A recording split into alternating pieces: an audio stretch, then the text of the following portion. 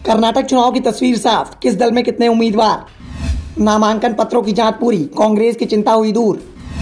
24 अप्रैल को नाम वापसी के बाद प्रचार पकड़ेगा जोर। कर्नाटक विधानसभा चुनाव की तस्वीर अब साफ हो गई है। नामांकन पत्रों की जांच भी पूरी हो गई है और इसके साथ ही अब नाम वापसी का काम भी शुरू हो गया है। 24 अप्रैल तक नाम वापस लिए जा सकेंगे। उसके बाद तस्वीर पूरी तरह से साफ हो जाएगी। किस सीट पर कितने उम्मीदवार हैं और किस सीट पर किस दल का उम्मीदवार कौन है, ये सब पता चल जाएगा। ये सब 24 अप्रैल की शाम को ही तय हो जाएगा और इसके साथ ही चुनाव प्रचार भी जोर पकड़ लेगा। राष्ट्रीय और राज्य स्तरीय पार्टियों के चुनाव चिन्ह तो पहले से ही तय है। ऐसे में उन दलों के उम्मीदवारों ने अपना प्रचार करना भी शुरू कर दिया है। लेकिन निर्दलीय और छोटी पार्टियां जिनके चुनाव चिन्ह पंजीकृत नहीं होते हैं, उन्हें 24 अप्रैल को नामांकन प्रक्रिया समाप्त होने के बाद चुनाव चिन्ह मिल पाएगा। नामांकन पत्र की जांच के बाद 3100 से ज्यादा उम्मीदवार चुनाव के मैदान में बचे हुए हैं, जिसमें से बीजेपी के सभी 224, कांग्रेस के 223, जेडीएस के 212 उम्मीदवारों का नामांकन सही पाया गया है। कुल 4989 लोगों ने नामांकन पत्र जमा किए थे। नामांकन पत्र की जांच के दौरान इस बात की अटकलें लगाई जा रही थी कि कर्नाटक कांग्रेस के अध्यक्ष डीके शिवकुमार का पर्चा भी रद्द हो सकता है, लेकिन ये अटकलें गलत साबित हुई। शिवकुमार का नामांकन भी स्वीकार कर लिया गया। हालांकि कांग्रेस ने इसके लिए बैकअप प्लान भी तैयार कर लिया था। कर्नाटक में विधानसभा चुनाव के लिए नामांकन दाखिल करने की अंतिम समय सीमा 20 अप्रैल को खत्म हो गई है। डेडलाइन खत्म होने के कुछ ही घंटों पहले एक चौंकाने वाली बात निकलकर सामने आई, जब कांग्रेस के सांसद डीके सुरेश ने कनकपुर सीट से अपना नामांकन पत्र दाखिल कर दिया था। इसी सीट के लिए उनके बड़े भाई और प्रदेश कांग्रेस अध्यक्ष डीके शिवकुमार पार्टी के उम्मीदवार हैं और उन्होंने सोमवार को अपना नामांकन दाखिल किया था। लेकिन जैसे ही खबर निकलकर सामने आई कि डीके सुरेश ने भी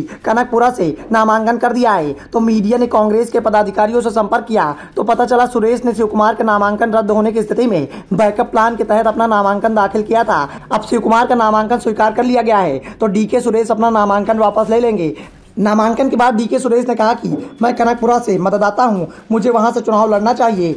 हमारे पार्टी अध्यक्ष और एआईसीसी नेताओं की ओर से मुझे यही निर्देश दिया गया है। हम कुछ साजिशों के बारे में सुन रहे हैं, इसलिए एहतियात के तौर पर मैंने अपना नामांकन पत्र दाखिल किया है। अब जब सब कुछ ठीक है तो मैं अपना नामांकन वापस ले रहा हूं। इसी बीच राज्य में चुनाव प्रचार ने जोर पकड़ लिया है। दोनों ही पार्टियों के स्टार प्रचारकों की लिस्ट भी घोषित कर दी गई है। बीजेपी की ओर से इस बात का दावा किया जा रहा है कि पीएम मोदी की राज्य में 20 रैलियां होंगी। जरूरत पड़ने पर इन्हें बढ़ाया भी जा सकता है। पीएम मोदी 4 मई से लगातार ताबड़तोड़ रैलियां करेंगे।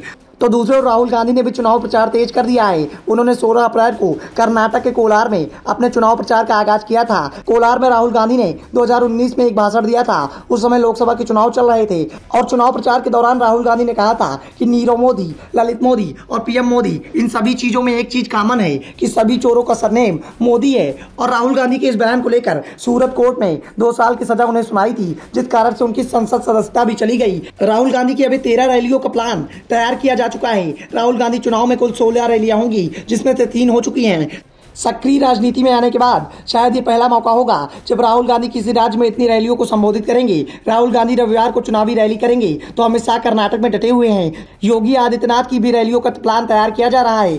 बीजेपी नेता और पूर्व सीएम येदियुरप्पा ने इस बात के संकेत दिए हैं कि उनकी करीब 50 रैलियां होंगी, जबकि सीएम बोम्मई की रैलियों की संख्या इससे अधिक है। दूसरी ओर कांग्रेस के नेता डीके शिवकुमार और पूर्व सीएम सिद्धारमैया की 100 से ज्यादा रैलियां कराने की तैयारी हो रही है।